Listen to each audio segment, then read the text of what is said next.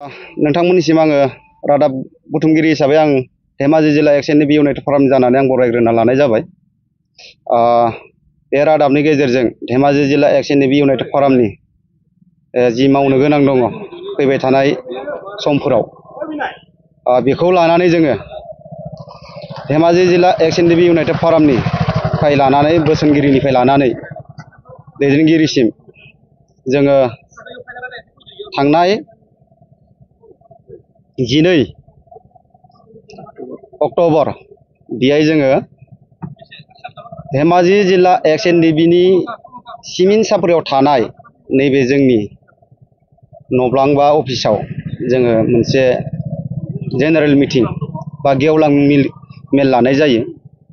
बे गेवलां मेलनि गेजेरजों धेमाजि जिल्ला एक्सएनएबि इउनाइटेड फरामा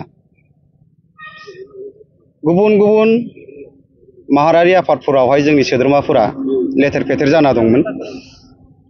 दिनै एनडिबिआ मोनब्रै मोनबा फेक्सनाव दंमोन।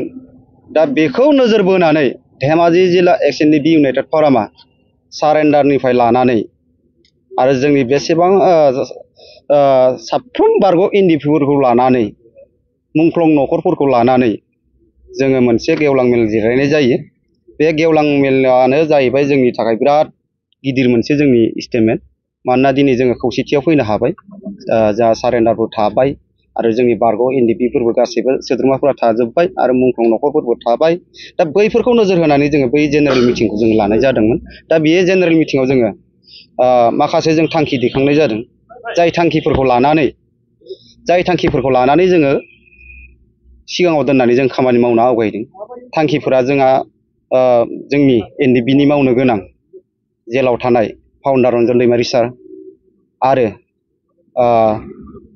मुंख्लंफोरनि मोननो गोनां अनसुंथाइ आरो जोंनि बारग' एनडिपिफोरनि एक्रेसिया बा अनसुंथाइ मोननाय।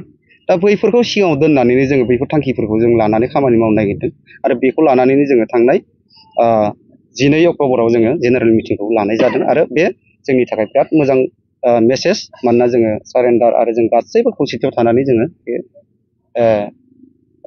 एनडिपिनि खामानिखौ जोङो सिगाङाव दोननानै मावनो होननानै जोङो बे थांखि दैखांनाय जादों।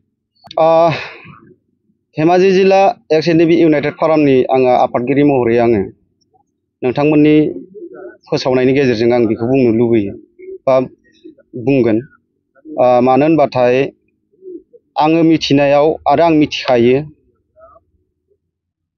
धेमाजि जिल्लायावहाय जोंनि नैबे सिमेन्ट सापरि हालामावहाय खौसेथि बर' सुबुं आफाद इउबिपिअ बियो अलरेडि सानजा सोनाब दंखायो। बिथांमोना दखरा दंखायो सानजा सोनाब। दा बिनि गेजेरावबो आरो गामि गंसेयाव इउबिपिअ आफाद बियो खिन्थु रिसिभ जाथावना नङा। मानो होनोबाथाय मोनसे आफादावहाय दखरा थायो, दखरानि सिङाव आरो भिलेज आफाद थायो होननानै आंहा बे फोथायनाय गैया।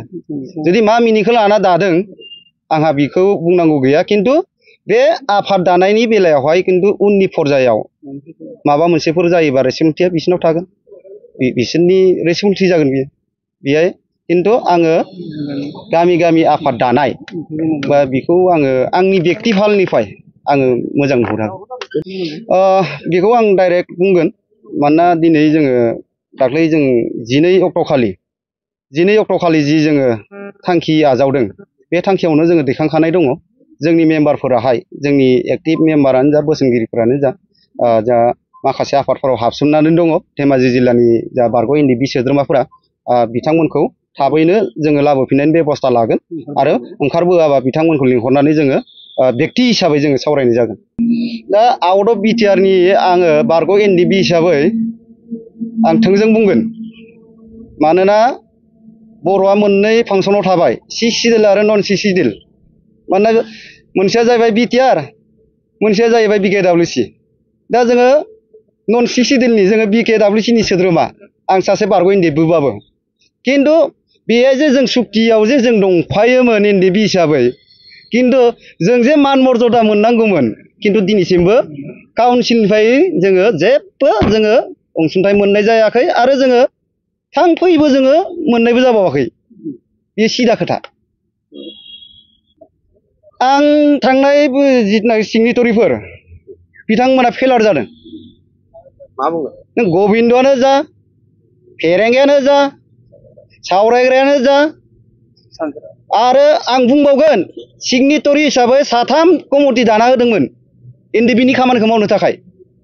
बै सुबुंफोरानो जाहैबाय जा फार्स्टआव दिपेन बर', दुलाराय बर' फरायसा आफादनिफ्राय, सेकेन्डआव दंमोन गबिन्द, थार्डआव दंमोन फेरेंगा। 5 बोसोराव बिथांमोना एनडिबिनि समस्याखौ जेबो खामानि मावनो हायाखै आरो मावनाबो होआखै। मावनायमोनब्ला आं दिनै नोंथांमोननि ससियेल मिडियायाव आङो बुङामोन 5 बोसोर बायदेमलांबाय बिथांमोननि सरकारा। नोंगोना नङा? कनफिडेन्ट होनबाय थायो बेखौ, माने बिनि केसखौ, खिन्थु सुक्तियाव डाइरेक्ट दंखाथारो। जिथुनाखि एकर्ड जाखांनायनि उनावहाय जेलाव थाफिननायनि कुनु फर्मुलायानो गैयामोन। बियो डाइरेक्ट पलिटिकेल नोजोर नांदों बेहाय। बेखायनो बिथाङा दिनै उदां अख्राङाव फैनो हायाखै।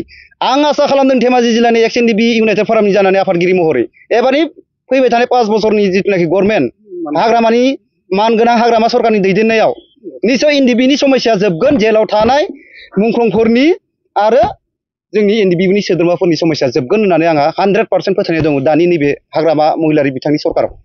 जों एक्स एनडिबि इउनाइटेड फराम हिसाबै अल आसाम होख्रावफिनगोन, जोङो आन्दलन खालामफिनगोन। जोङो बायध'था होयो, समा थिनब्ला जोङो गाबोननो होख्रावफिननोबो हागौ। बे अबस्थायाव लागै दङ।